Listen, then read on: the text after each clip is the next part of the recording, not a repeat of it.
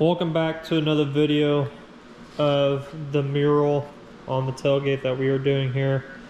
If you have not gone back and watched the other 6 or 7 videos that I've made on this, go back and watch them.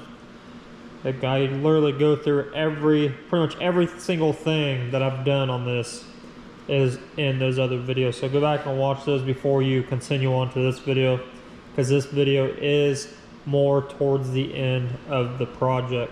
So if you want to understand how we came about getting all this transferred and airbrushed onto this tailgate, go back and watch the other videos. So from the last video that we left off on, we ended up adding the lettering down at the bottom with the dates. We ended up adding the lettering on the semi, as well as the wings, as well as the suicide ribbon on the exhaust. So if you want to see all that, go back and watch that video. And now we are going to continue on with adding little bits of pieces throughout this whole piece and going through and cleaning up anything that needs to be cleaned up before we actually fully clear coat this thing and wet sand and buff it and send it back to the customer. So with that being said, the last video I laid out everything with vinyl using my plotter on the computer. So plotter is just a fancy name for a vinyl cutter. I've got a software on my computer that I can actually type out, send it through the plotter, and it is cut with a laser on an exact, like a really small blade with an X-Acto. So that it makes everything really precise. It's the best thing you could ever have if you are doing this type of work. If you're doing a lot of lettering and things like that on your projects, it is the best investment you can make. Not only does it do it for you, but you get something like this cut out in a very efficient time. So you're not wasting time drawing it, cutting it out yourself. You simply just buy the equipment, download the software, buy the vinyl, set it up to its settings, type whatever out you need to, send it through, and it does this. Like something like this, it pretty much cut this in like less than probably 5 minutes. The hardest part is going through and weeding out all the vinyl, transferring over to transfer paper, and then transferring onto the surface and painting it. But it does cut down your time as far as being efficient. You're not wasting time cutting it, because if I go through and cut this by hand, it wouldn't look as sharp, and it just wouldn't be, it's just not the same. You would waste so much time cutting this out and transferring it to make it look good that, you know, you just can't beat it. So if you're ever wondering about whether if you should buy a plotter for your you know, your business, or maybe you're just doing it as a hobby, go do it now. They used to be really expensive years and years ago, but now they've come down to the price where it's a no-brainer to get one. It makes your life so much easier. You can go through and you can eat like these crosses I did these by hand, but you can do that by the computer. You can just do so much with it, and it makes your life so much easier. I could pretty much done everything on this with the plotter if I really wanted to, but the things that you can see that are done by the plotter, you can pretty much tell because they're really sharp edges and lines and things like that. The ribbon I did by hand. We did that with tape and then cut it out with the same vinyl as I did as a lettering. So just go out there and go buy, you know, they make so many different brands now. They're really inexpensive for what they can do for you. So that's how we did in the last video, the lettering and all the other stuff that you see in this image. So today we're doing another image, but I'm showing you a different way. So whether, you know, if you got some drawing skills, you've got a little bit of extra time, this is a good way. It's a really inexpensive way to cut out a stencil. Don't need a computer for it. Don't really need anything but a pencil, a pen, a piece of paper, and then something to cut it out with. Razor blade, X-Acto knife, what have you. Anything really sharp can do it. And that is with simply doing it on paper. Like I said, you do have to have a little bit of artistic ability to draw down what you want cut out exactly, making sure the proportions are right, everything like that. So it does take a little bit of skill, but this is the most inexpensive way you can make your own stencils, is by paper. Paper is the cheapest option. Is it the fastest? No, but you can get it done. So what you see here is a pair of boots and a cowboy hat. This was something that the customer's father probably, I haven't got much information on it, but it is related to his dad, and his dad drove semis. So we're incorporating this into this big mural we got going on here. So I cut it out already. I drew it up, cut it out. Before I did any of this, I came out here and I looked at where I could place it. I've decided to place it on the left side of the semi. And what I did was I took a ruler and I measured something that I would think would be a good enough size. Nothing too big and nothing too small to where you actually can't see it, or you can't get like any kind of detail in it. Something that was just, something that was relatively a good size to put in something like this. If this image was bigger, I could have made it bigger, but with it being somewhat smaller of a mural, I have to fit it according to everything else that's in this image, if that makes any sense. So pretty much this is 2 inches tall. That's pretty much how I figured this out. Anywhere on this, unless I'm really putting it far back, I needed to make it smaller, but I want it to be where you can actually see it. Something that's visible, because I was actually talking to the customer the other night. Actually, I think it was last night, to be honest with you. I told him that the way this is looking is that he's going to get a lot of questions. Obviously, you see the names and the dates. You understand who it's for. But then you see like the ribbon, you see the wings, the crosses. You're gonna have the boots in here. I think there's one more thing we're gonna add in here as well. I'm not 100% sure. I need to look at the list, but you are definitely, I told him, I was like, you're definitely gonna get people looking at this really closely, and they're gonna ask you questions. So it is pretty much a big story piece of art. So this is pretty much telling a story, is what we're going with. So with this, I wanted to make it a good enough size to where people can understand what it is. They can see it. We can add a little bit of detail in it to make it really look what it's supposed to look like.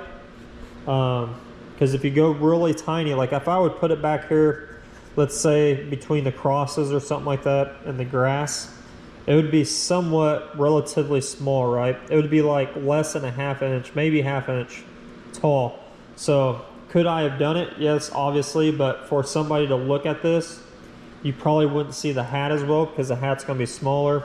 It would just be harder to understand what it is if it was further back. So my idea was to bring it forward, more in the forefront, kind of like the semi is, and put it near the semi because it is related to his father. So that is what we're going to do. So went ahead and cut it out, drew it up, cut it out, made measurements, everything like that. Now we need to decide where exactly this is going to go. So I said the left side is probably the best option. So we're going to take our positive piece here, or our negative, whatever. And this is, nothing. I'm not going to use this only for this right here. I cut it out and I always save my pieces, right? You always want to save them because I will use this later on, but for right now, this is the only thing I'm going to use because this is going to tell me placement. So I thought about putting it kind of over here because there's really nothing over here besides the grass fading out, right? So this could make a really good piece to be kind of out here, kind of towards the semi and the road, but really it's more out here kind of on its own a little bit, because like I said, we want people to ask questions about this. So I thought about putting it somewhere like right here. I mean, I could go out further if I really wanted to, but then it's just out there by itself. So that doesn't really, you know, it doesn't really look the greatest to me, in my opinion. I mean, it would work if it was sitting on this hill, this little piece of grass right here, this hill here. I can't talk this morning. But it's too far out there for my liking. So I think I'm gonna put it relatively closer. I might even put it kind of like this, if I can get it straight. The shop air is on, so it's kind of messing with it a little bit with me getting it steady. I thought about putting it like somewhere right there so I can actually step away and look at this. I thought about even going even closer. Something like this. That doesn't look too bad, if you can picture that. And I even thought about throwing it over here. So these are all things that I've thought about when I was drawing this up and trying to get the size of it, about where we could actually put this. Now, my two favorite spots are right here and right over here. I think right here is a good bet. It's a safe bet because it is closer to the semi. It's not behind it. It doesn't really need to be over here. It doesn't look bad, but I think right here is where it's going to really pull what's, you know, I always think about proportions and like how things line up with each other when I'm doing stuff, such as like the mountains, they need to flow a certain way. And here, with it being here, we have a kind of like a diagonal line of the images that are placed within this image. So we got the cowboy hat and boots, we got the semi itself, and then we got the crosses. So you kind of got that, you know, people can relate to this because it's at a certain angle, it's at an angle. So everything is kind of readable, let's say it that way. It's all readable, because when we read, as people, we read left to right, right? So it is very easy to read this. You know, people are going to see this truck and the crosses, and they're going to kind of understand themselves what's going on here. So this back here, like I said, it's not a bad spot. It's just a little bit better over here, in my opinion. So that is where I'm going to put this. And that's one thing when you're doing kind of pieces that are really important to the customer, because this is a memorial piece for him. He's never gonna get rid of this truck. So I want to make it to where it is never going to get old. He's want to keep it forever. If he does sell the truck, I want to make him tear this tailgate off the truck before he sells it and keep it for himself. So I always think about those things as an artist, because they do matter. If you would just put this, you know, somebody would just throw this in up here, just throw it in there, whatever. You know, you're not really thinking about what you're doing, and you're not thinking too much about the piece itself, because you want everything to belong.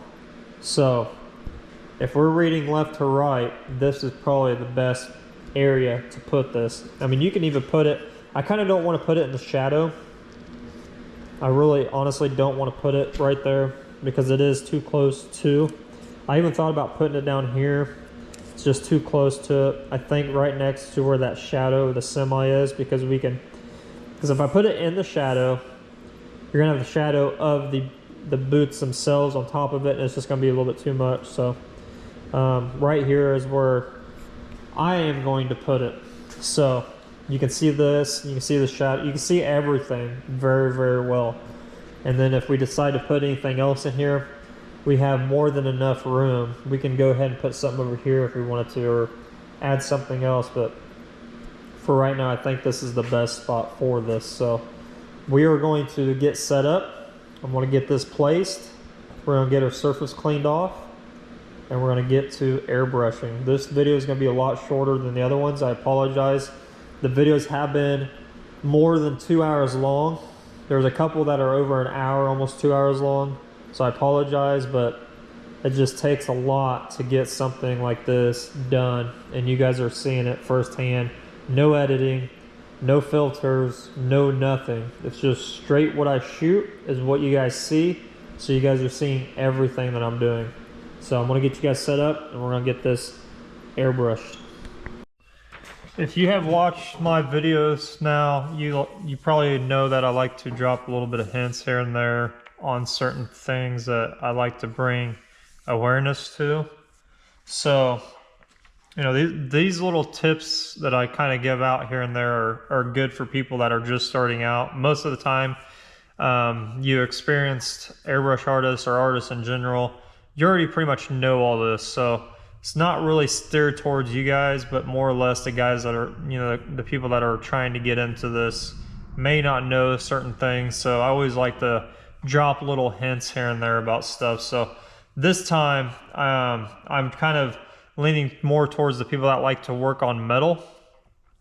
And one of the biggest things that is kind of life-changing, when I was talking about earlier, are these paper stencils, right? If you can have a little bit of artistic ability to draw whatever you want to draw and cut it out and transfer onto a surface, the next pretty much question you're probably going to have is, how are you going to keep it on the surface, right? So if it's paper, you know we're messing with air. Paper is really thin, it's really light, it blows everywhere, so the paint just gets pushed all over the place, right? So how are we going to fix that? So if you're working on metal, it's really, really simple. The key answer to all this is magnets. So if you are working on metal, magnets are going to be your lifesaver for doing stuff like this. So pretty much got the piece on there, magnet. Obviously we're working on metal, it's going to stick to it. Now I do this because I want to see the placement before I put down my final, you know, where it's finally going to like actually be painted on at. So this is a little bit of a little trick for you guys. You kind of just put it exactly where you have your cutout at, and then you just take a little bit of pressure and you can take this one away, take that out of the equation there, and you can literally just put it towards the edge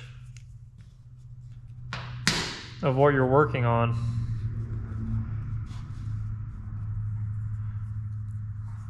And you can get different shapes and sizes of this stuff.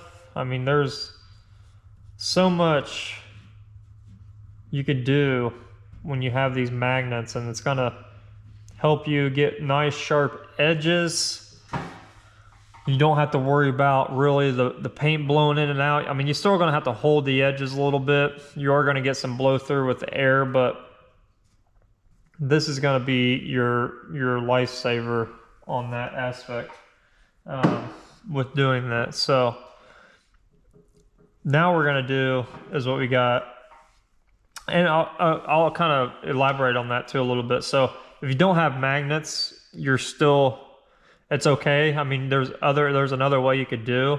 I've seen a lot of artists do it, and if you're not working on metal, this is pretty much the way that I would do it myself. If I was doing this method, is all you gotta do is create little slits, or if you got a hole punch, put a couple hole punches kind of near around. Put the paper on there where your object's gonna go, and then all you gotta do is put a piece of tape over it, and that tape's gonna hold that paper down. So that's another way you could do this. Magnets are just, it's easy, you can get it done really, really quickly. So, and that's what I've got laying around, so that's what we're gonna do. Now I've already got white mixed up in my airbrush.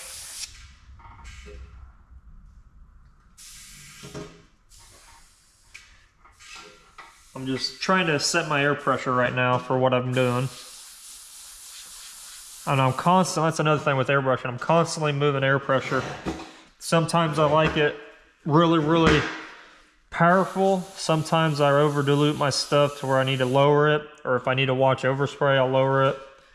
But I'm always constantly changing my air pressure. And that just comes with time. You want to make sure your paint's flowing well. So we got white in here. We're using white. Same thing like everything else. We whited everything out. We mapped it all out in white because it is going to cover the darker areas the best, the quickest. So that is why we're using white. Now when I come in here, I don't want to go all crazy with it. I just want to kind of knock, you know, try to just do the edges a little bit. Because I don't want that paper to kind of fly up on me. But I'm just getting it in there to where it's going to be ghosted.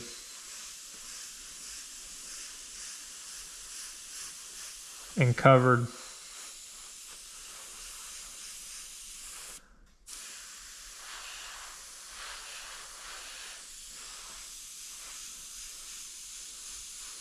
Sometimes you are going to have to work around your magnets if you got them really close, because you are dealing with air pressure, the air going through the paint going through the air.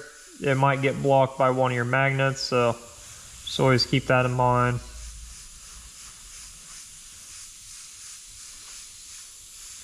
But I am just simply fogging it in a little bit just to get it to where it's gonna be able to get covered up.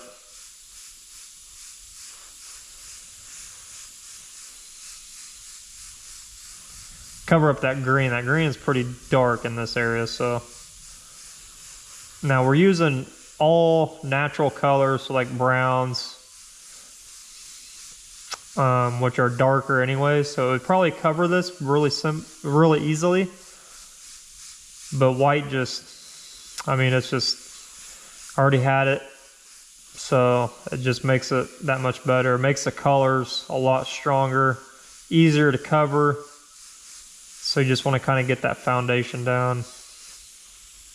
I talk about it a lot in my videos, is just getting that foundation down, and I think that comes with my kind of experience with painting cars, because I understand like value shades of colors.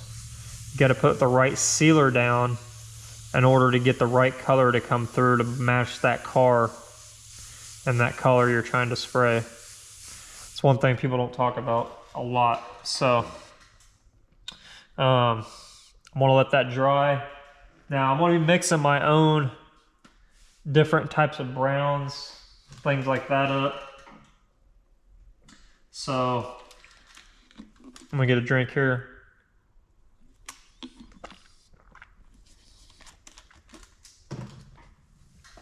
All those browns and everything we're gonna mix up. Now, if you know anything about the color wheel, you already know how to make a brown. It's not really that difficult. If you do have issues with trying to figure out colors, we got this awesome thing called Google. It will tell you exactly how to make a color.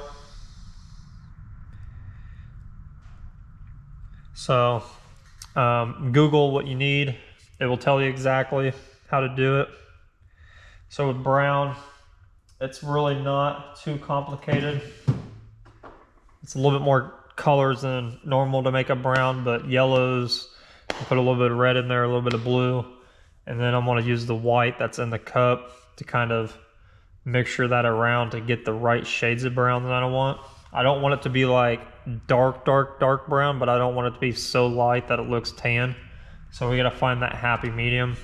But I do have white on my gun right now. Since we're waiting on this to dry to go on to the next step, I am going to do something that I wanted to do and I kind of forgot about it. So I'm gonna show you guys what I'm thinking here. So I've got white in here, it's just white, but I need to create another hot spot, like a reflection from that sun in the sky. So I need to come up here for a minute and kind of just create that little bit of reflection.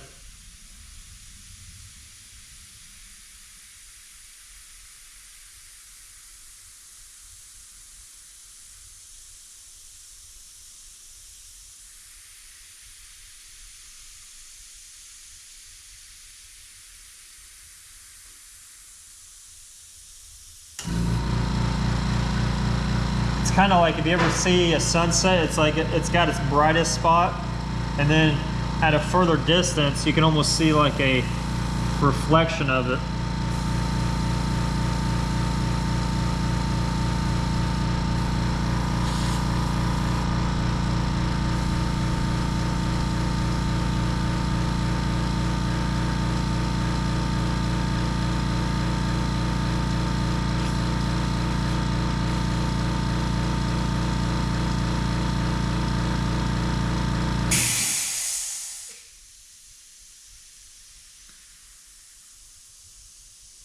That's all I'm doing, is just creating that little bit of a reflection. And when I have the yellow in my gun, I'll go back there and I'll dust that in there, so no biggie.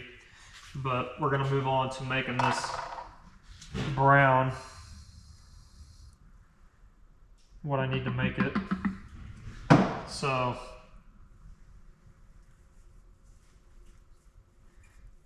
I'm gonna make this. I've got all these colors already laid out. It's probably a little bit too much there, but we're gonna work with it.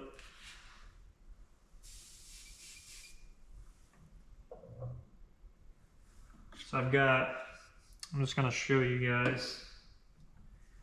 I've got this really cool gamma gold I can throw in there, a little bit of maroon, which is on the more of the redder side. That'll make a really cool brown. And then obviously I've got yellow to kind of tone it down. I've got this lapis blue that I'm going to use a little bit of.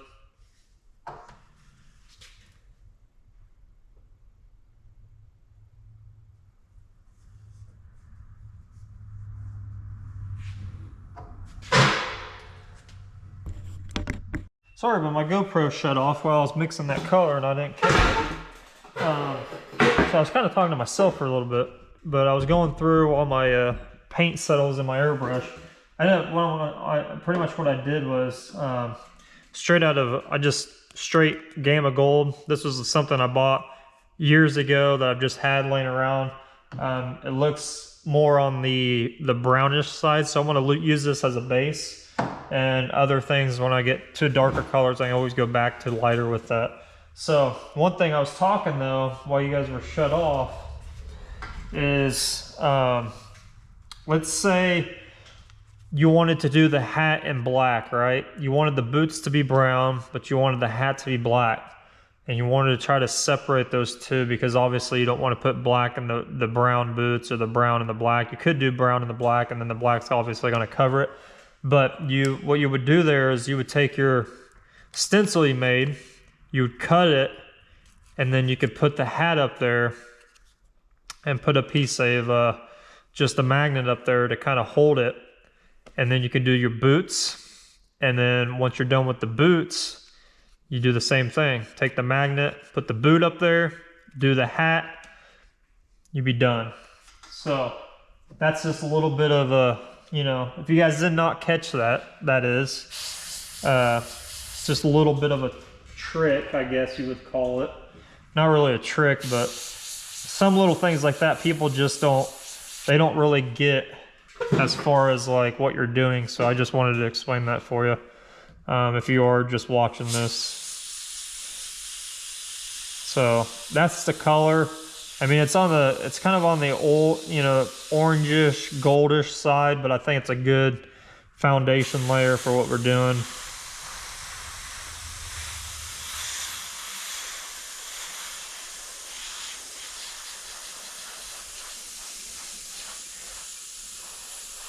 And honestly, I'm pretty much just thinking of this off my head, but if you wanted to darken this color up, you could put a darker foundation on rather than just white.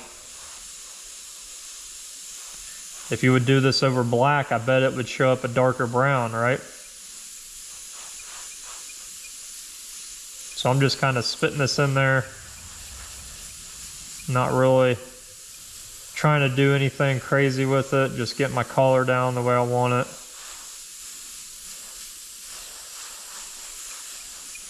So, and then obviously you want to have some sort of a image pulled up, just to kind of give you a little bit of guide of what you're doing.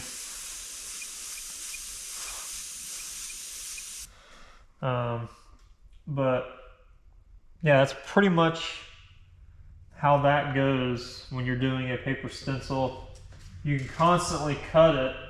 If I remember where I put my razor blade at, you can constantly just keep cutting it over and over and over again to make it, you know, you can use the back of the, you know, you can cut this boot. I'm going to do it right now for you so you guys can see what I'm talking about.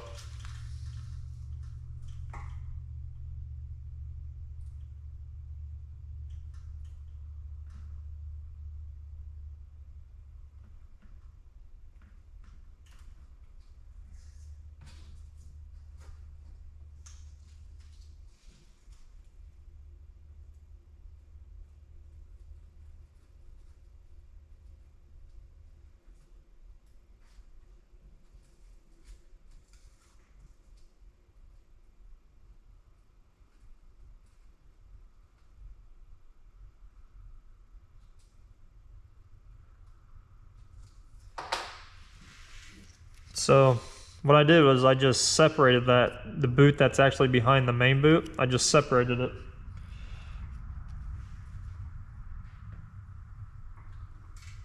And I constantly lose stuff when I'm doing stuff like this, so sorry if it's taking me a little bit to place some stuff.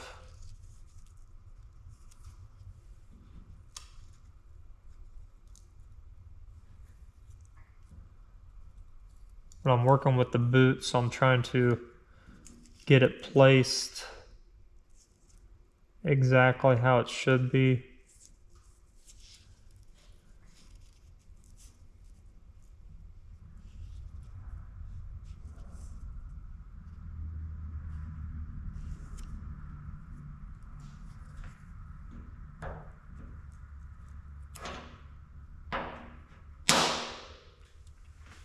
And you can do that, and then take your color. And since this is in the back, it's going to be darker, right? So I can take this magnet, kind of roll it over to the hat, kind of keep that edge down even better. And I can simply just sit here and work on this section until I get it how I like it.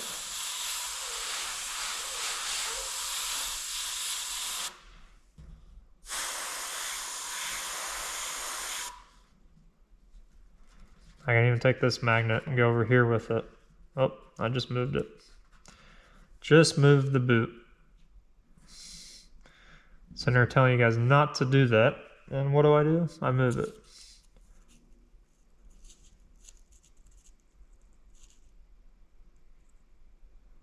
So you just want to place it back to where you had it.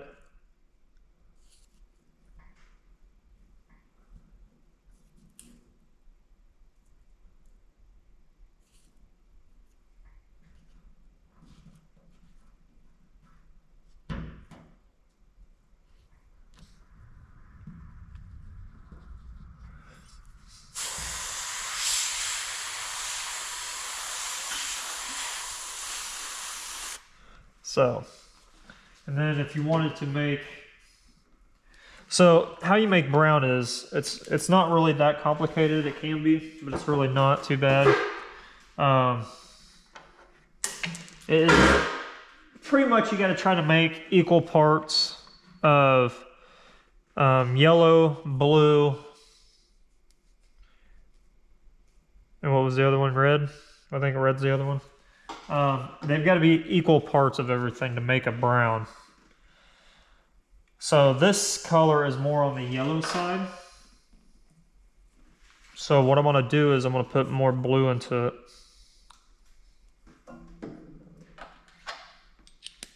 Now I'm using like an off blue. I'm not using a true blue, like the primary blue. I'm not using that. I'm using like an off blue, so I'm just kind of messing with it to see what it does. But it's got to be all equal parts to make it like a true brown color. And I probably should have just done that, but I wanted to see what this game of gold looked like by itself. So it darkened it up a little bit. It's not bad. A little bit of blue in there.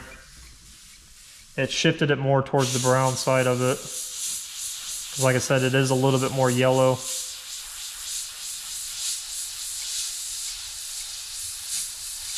Which is, I mean, I need it to be a full dark brown since it's back here in the back.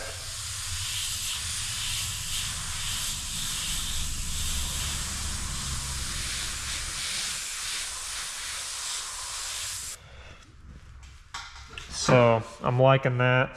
That's pretty cool. See how much more compared to what we started with and what a little bit of blue did to it, because this is more on the yellow side. So when you put all equal parts, you're going to get like a brown, like an even brown. And then you can either shift it lighter with the yellow or darker with the blue. And I just added a little bit blue to it. So if you didn't know, if you didn't want to Google it, like I told you earlier, that's pretty much how you know, that's the little bit of color theory for you, right? So now that I'm done with that back, for now, what I really need to do is kind of hit that with black, but I don't want to do it now. I want to do it towards the end to shadow it. But that right there just shows you guys that a little bit of cutting, you can do a lot with what you have. And you can keep using this, like, just keep cutting it. Keep doing your thing with it.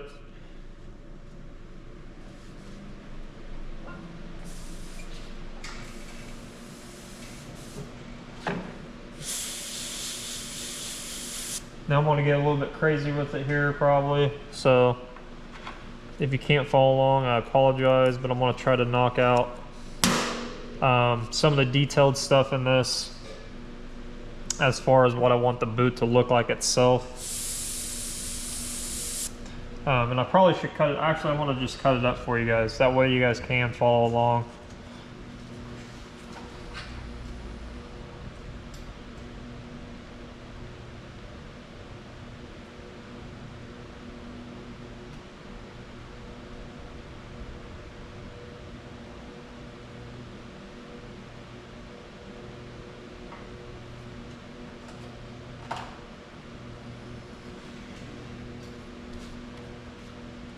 And another thing you could do, I'll probably do it instead because it's faster,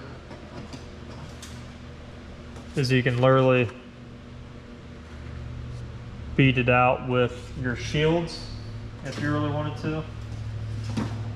I've got many different shields. That's what we call them, or shields. You find the right angle, you can really chisel this thing out pretty good. If you're free with, or if you're good with freehanding, you can do that as well. So I just want to show you guys a little bit, but you guys can, I mean, I can cut these apart, place them, do all this weird stuff. But I'm just going to go through here and just start chiseling out a little bit of this stuff.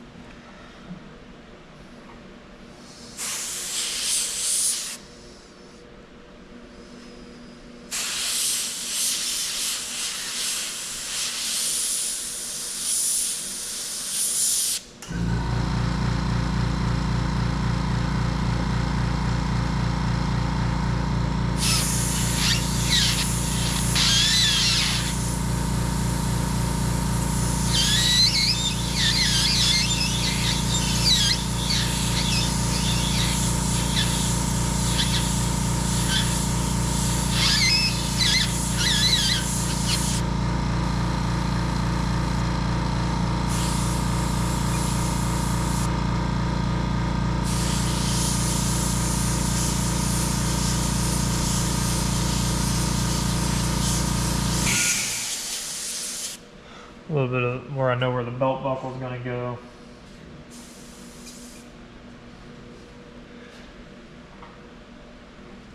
And the hat's going to have a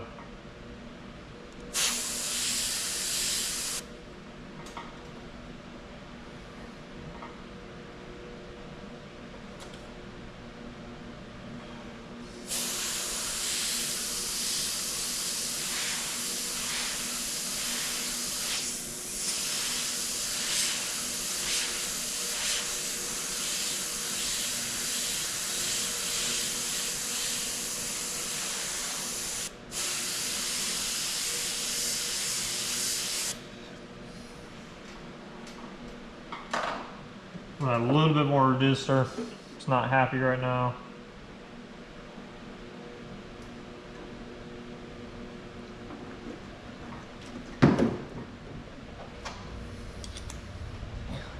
It's definitely not happy with that darker, that blue that I put in there. Every once in a while you get like clumps of paint maybe sitting at the bottom. You just gotta reduce a little bit more, shake it back up, make sure it's nice and mixed.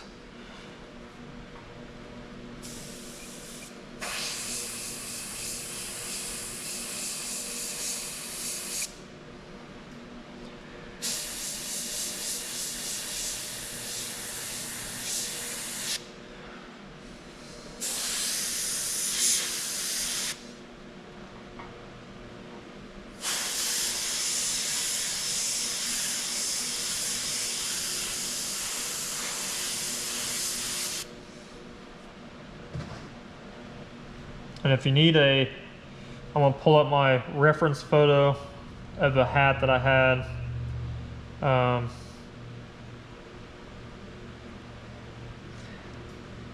Always use your reference photos if you can.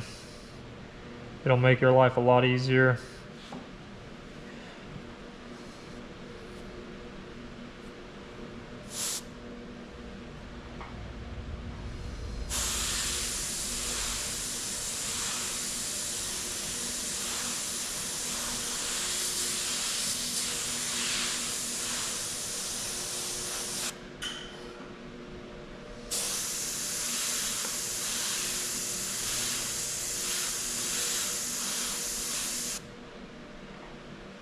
This hat does have a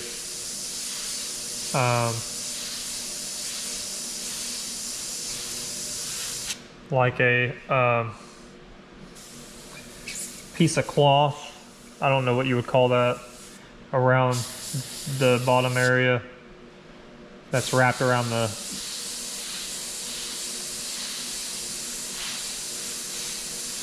bottom there. So we want to definitely like sketch that in there.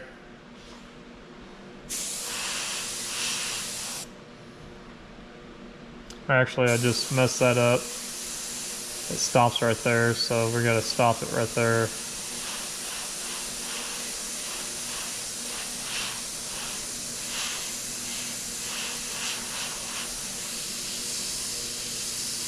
Not a big deal, we can always fix it.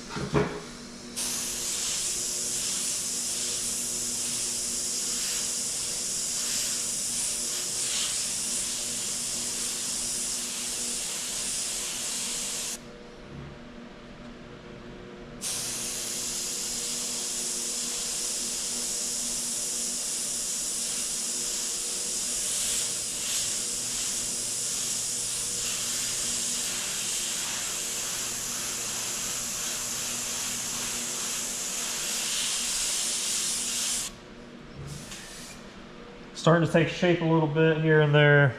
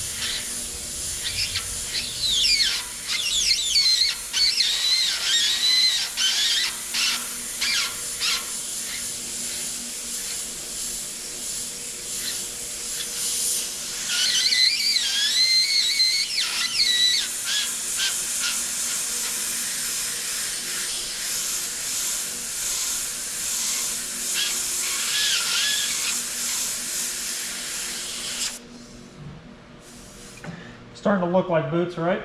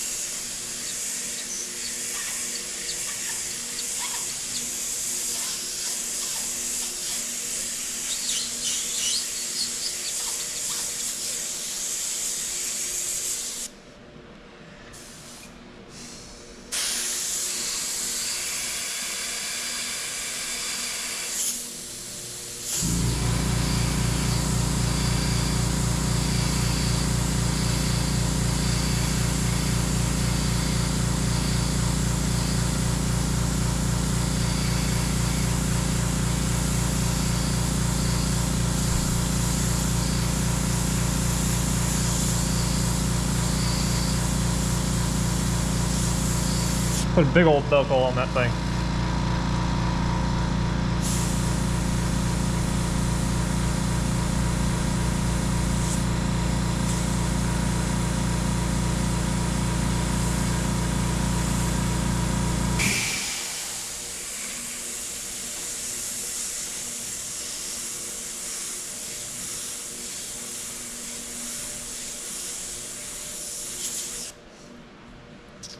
Kind of liking how that's shaping up.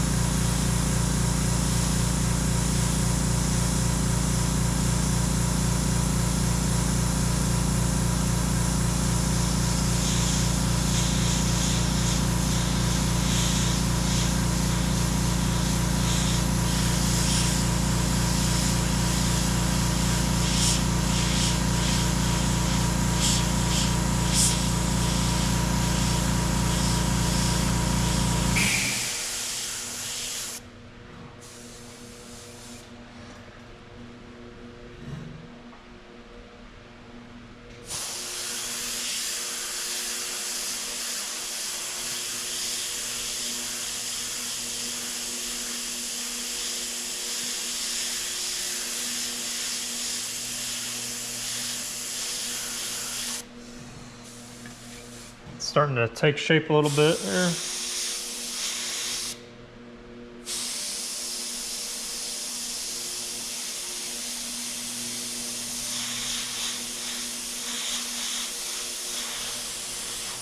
All right, now I've got it in there pretty well like I want it.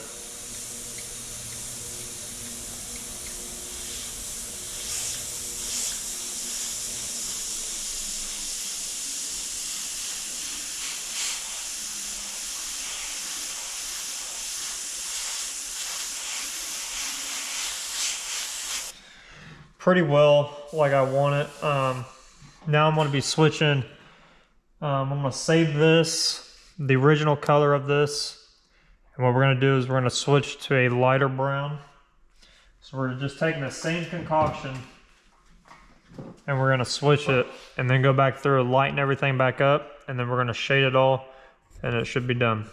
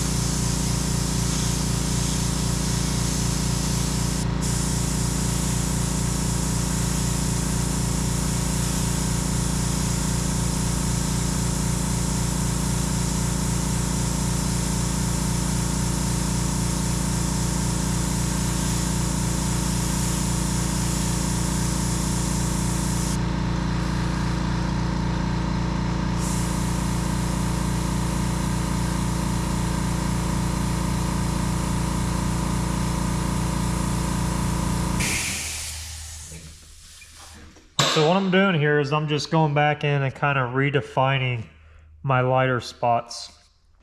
All I'm doing, I'm not really doing too much other crazy stuff with this.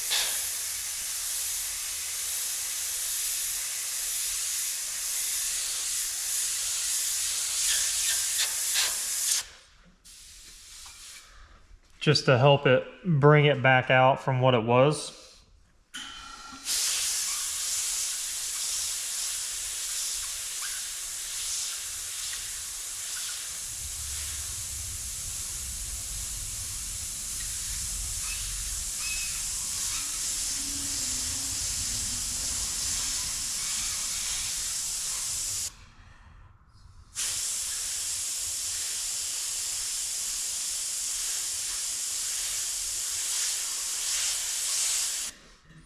And it kind of helps, like that shadow from the top of the hat coming down, it helps create that, all while doing just something really simple.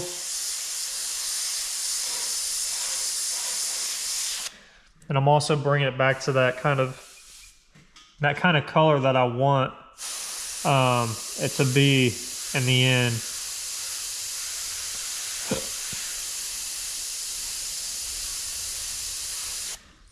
So I'm just kind of creating that by adding a lighter shade of brown in there.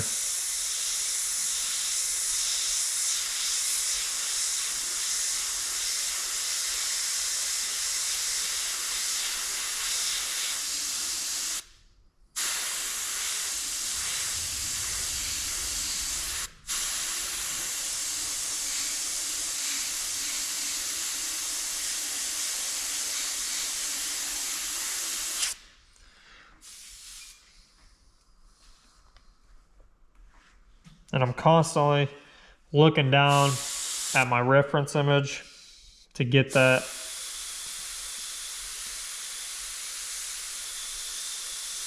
look that I want.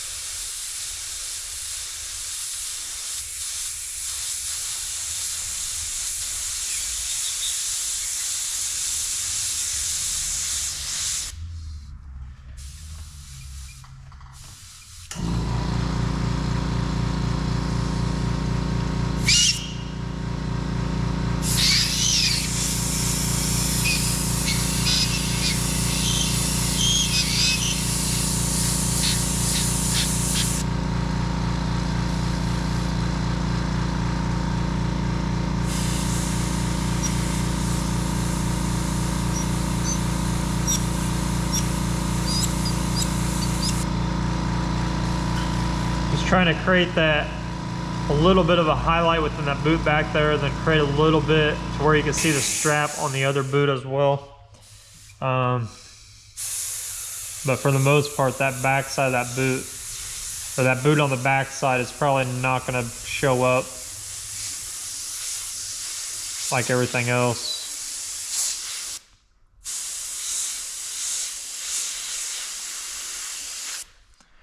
Now that I've created somewhat of a foundation,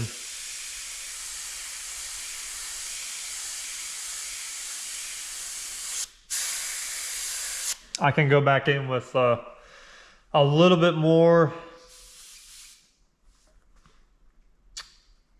darker brown to kind of go back over and kind of like shadow underneath the hat again.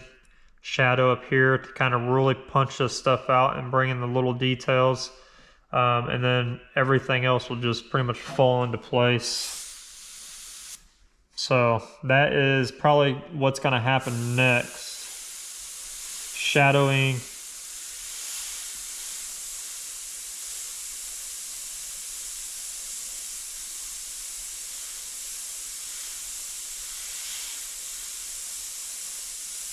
And then I might make that ribbon, put some like really white highlights in it to make it a little bit more white, but kind of keep it in that brown tone. So that's what I'm going to do next.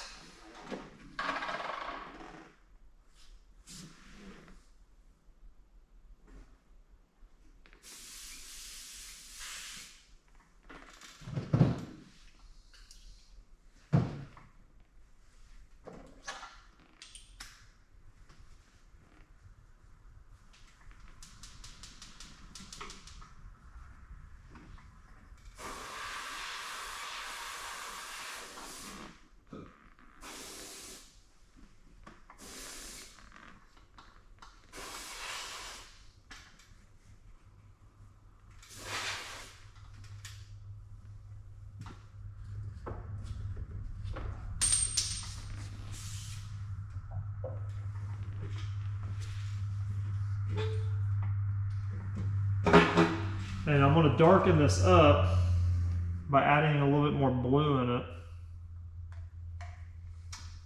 It's not going to take much.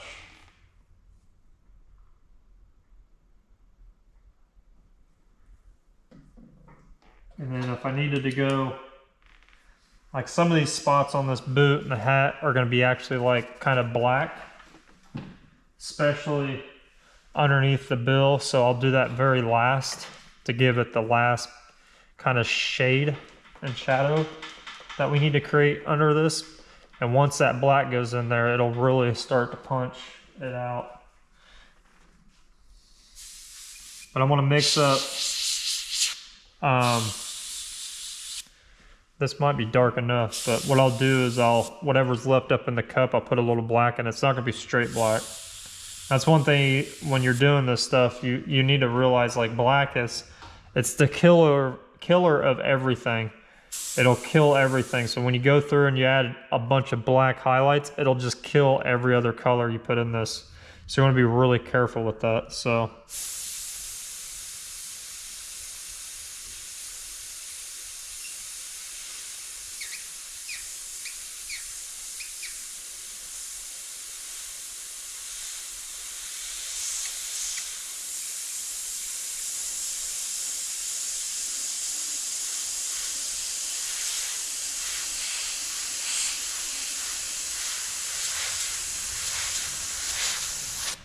see that is probably dark enough, but I can bump it up by putting a little bit of black in it to actually really punch it out.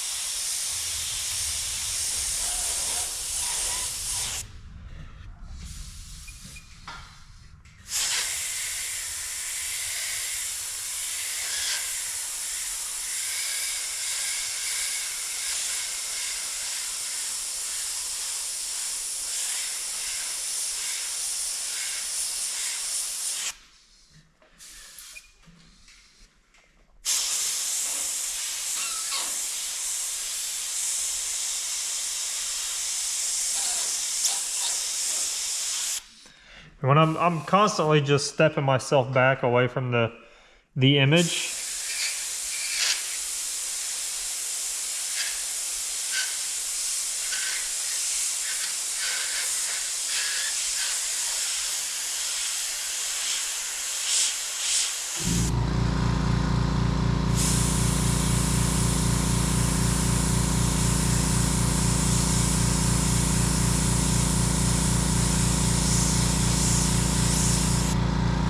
Just to kind of give myself a little bit of a breather to see what it actually is looking like.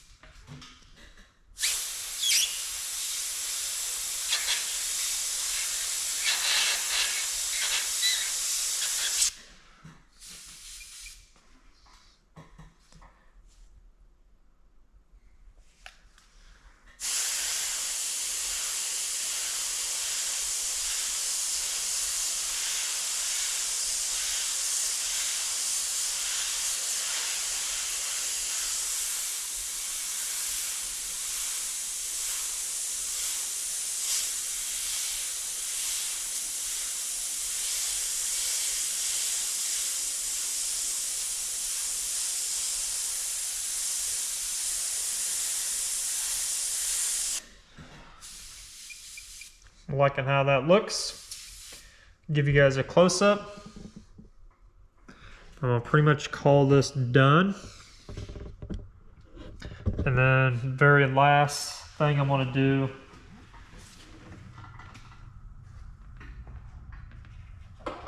is throw a little bit of white in this.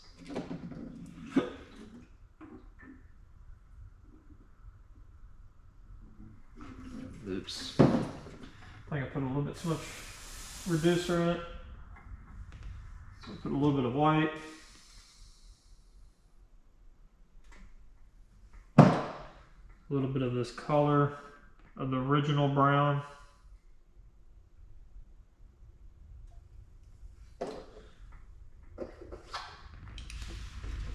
And we're gonna do the little bit, I mean, I don't want to put a lot of highlights in it because essentially the semi is covering the boot and hat from the sunset itself. So I am going to probably cast a shadow from the boots themselves after it's all done.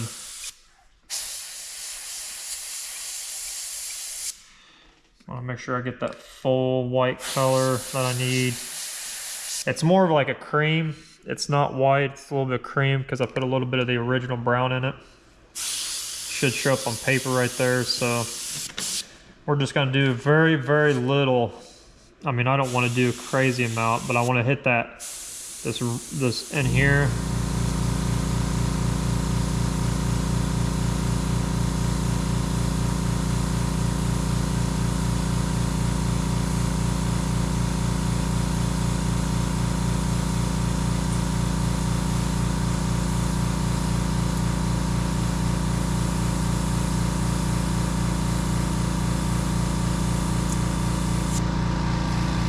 Just a little bit, it don't take much.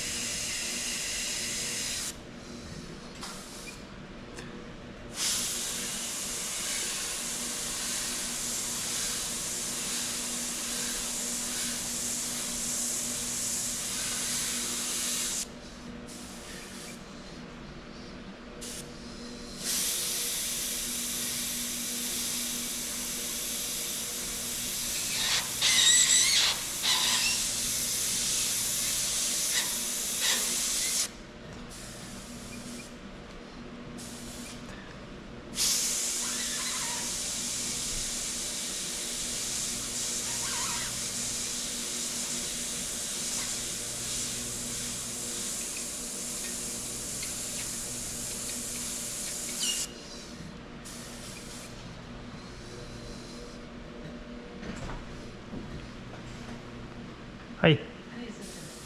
Okay.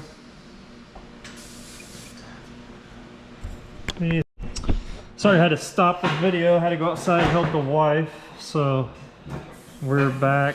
It is pretty cold. Let my hands warm up a little bit here, but what I'm doing is I'm just going through and I'm picking out where I want these highlights at.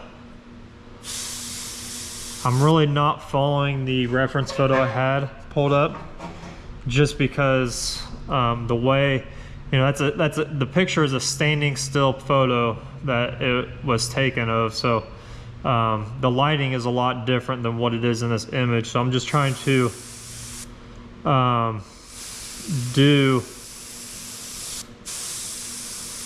what I can with highlights and not overkill it, but also make it look like it is actually captured in this setting.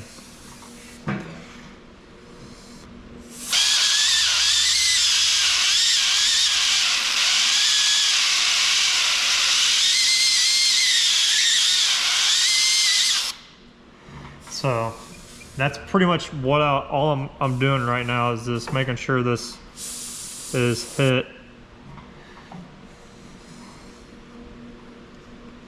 I thought about doing the brass pieces on here, but I think I'm gonna leave them alone because I like them. So yeah, that's pretty much it, guys. Like, that's all there is. So we're gonna pull this off. Probably do, like I said, a little bit of shadowing and probably some cleanup. But that is how you pretty much transfer your custom made stencil that you created on paper to a surface. See? Just makes it look pretty cool. Obviously I need to do drop shadows still, make sure I do the shadowing, so let's do that real quick. That's gonna be a over diluted black, straight black, so I'm gonna dilute it down to where it's almost just reducer, and I'm gonna go through and I'm just gonna put the shadows underneath the boots like it's on the ground. A little bit of shadowing in the hat itself. Then a little bit casting off because it is, I mean, the sun is wrapping around this edge right here, but for the most part, that semi is blocking the view.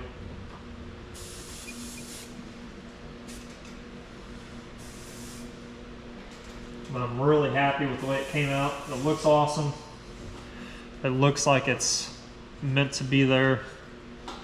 And this last part is really just gonna hold all together.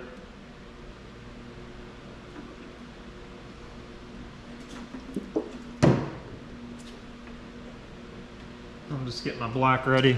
It's just straight up black, jet black by House of Color. So it's nothing special. There's no extra toners in this. It's just a little bit with a lot of bit of reducer.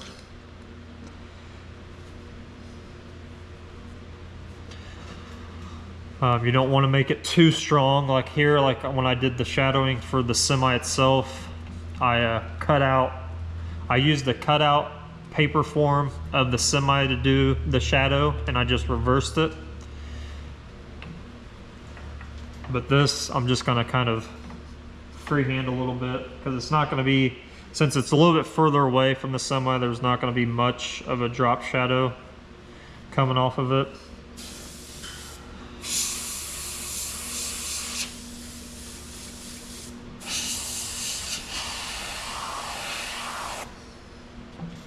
Not much at all. So again, I'm gonna grab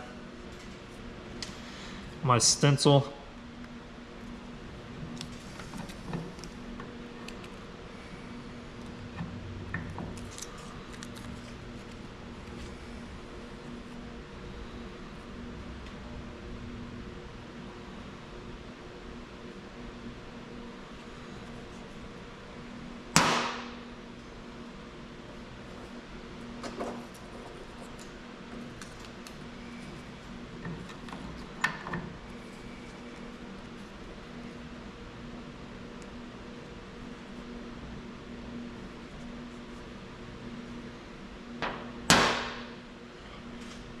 Now the other piece of that boot is falling off, but I'm not really too worried about it.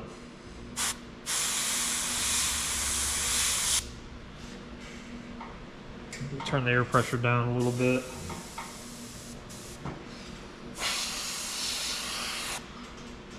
And I'm just gonna go through and just hit.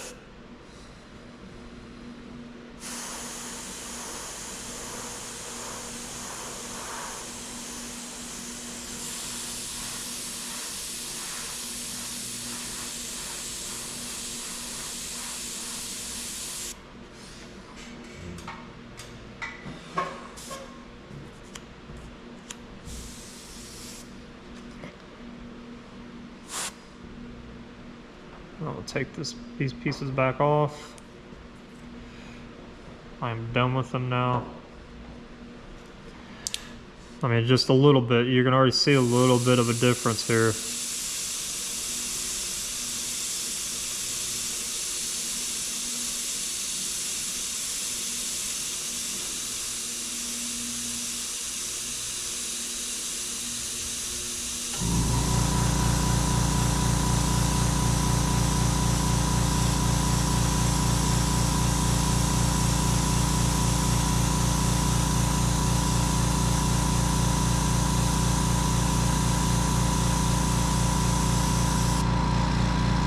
Just to make them look like they're not floating in midair, that's all we're doing.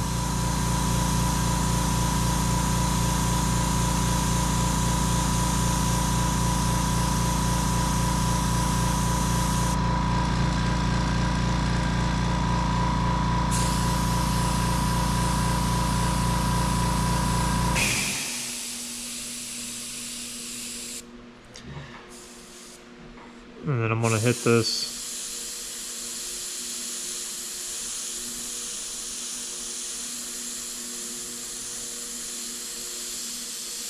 a little bit here. Kind of just cast a shadow off of it. Nothing crazy. Probably a little bit of darkening up here a little bit. A little bit up here.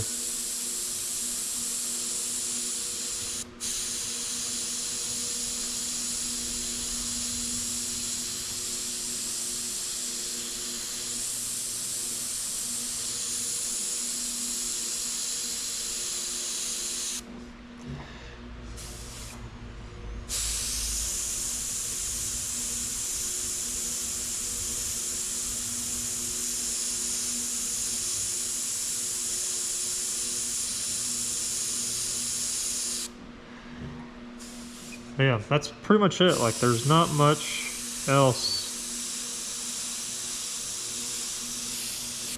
you can do. I mean, you can sit here and kill it and kill it and kill it, but you're gonna eventually take away what you're trying to do.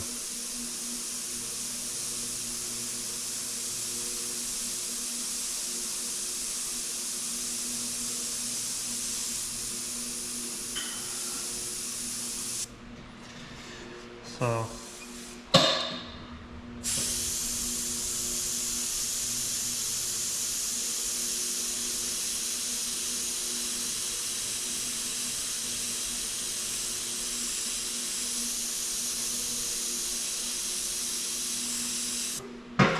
I like that. I like the way it looks. I'm gonna give you guys a step back so you can see it all put together. It's just that little bit of like shadowing down here. I mean, it makes it look totally different than what, you know, it's planted into the picture. So a little bit of step back. Give you guys my view. How it all just comes out at the very end. Really cool. I'm really happy with it. It turned out super awesome. So I want to end the video here. The only things that I need to do from here on out is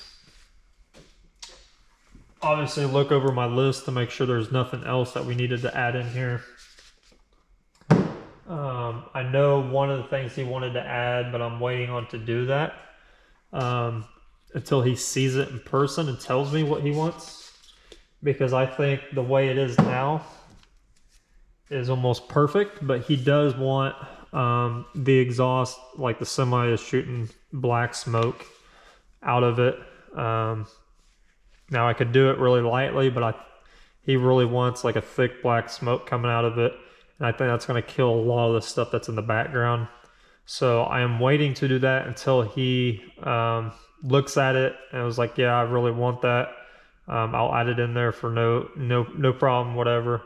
But I might even clear it once and get it flat and then add it and then show him. That way, if he doesn't like it, I can just wipe it off and I don't have to ruin what's on here, because it's harder.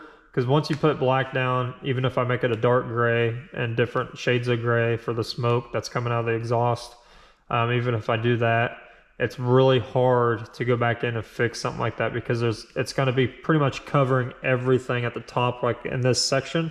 So I'm really waiting until he sees it like this, because I think he's really going to like this rather than the smoke. But if he really wants to add the smoke in there, I will clear coat it once, put a couple coats of clear on it, and then do it. That way, if I do it, it doesn't affect what's on there, and I can wipe it off, no issues, with a little bit of reducer. And then, you know, but if I do it, I couldn't be able to do that now, obviously, because it would wipe everything else off. So that's the only thing that on top of my head that he really wants, but I'm trying to wait until he sees it in person, because he is coming tomorrow to look at this. So now I just need to go through and I'm going to fine tune a little bit of stuff, mainly in the semi and some of the grass. I want to fine tune a little bit of that. But other than that, it is pretty much going to be ready for him and ready for me to actually like get the approval that he likes it. And then we'll go straight to clear coat, and I'll do a video on that, because I'm sure you guys are wanting to see this thing when it's fully clear coated, sanded and buffed. And I'll kind of go over how I clear coat artwork, because that's a whole different subject. It's not like clearing anything else. It's a little bit different. So I'll go over that in a video. But other than that, that's really all I need to do, is just go through here and just mess with a little bit of here and there. And then, you know, add the final little bit of touch-ups here and there. Final tune the semi. I still need to add the little bit of the yellow and stuff bouncing off the semi. But other than that, it's pretty much done. So I don't want to really bore you guys anymore. We got the final pieces pretty much in there, and then anything else I need to add, I'll add in there from his approval, of course. So I'm gonna end it here. Thanks for watching, guys. Make sure you subscribe, like, that way more people can actually see this these kinds of videos and learn from them as well. And then, you know, we'll keep making cool stuff. We'll keep cranking this stuff out. I do have some cool things in the works. One of the next videos I'm probably going to do after this is I'm going to start tearing down my car. I'm going to go over how to do like a head swap on a 4-cylinder motor. I'm going to do that. I don't know if I'm going to fully film everything, but if you guys are interested in seeing that, I will. But I do have some upcoming projects coming. Another really cool one after Christmas. So I will be filming that as well, because it's really going to be really cool. Something that I will enjoy doing. So I'm going to film that, of course. But yeah, I've got some cool things in the work, so I want to make sure everybody's able to see them. So when you like and you subscribe, it allows the algorithm to get these videos out to more people and show them that people are watching this stuff. So I appreciate it if you guys liked it. Even comment down below if you have any questions. I'm happy to answer anything you guys might have, and I'll try my best if I know. So appreciate you guys for watching. I'll see you on the next one.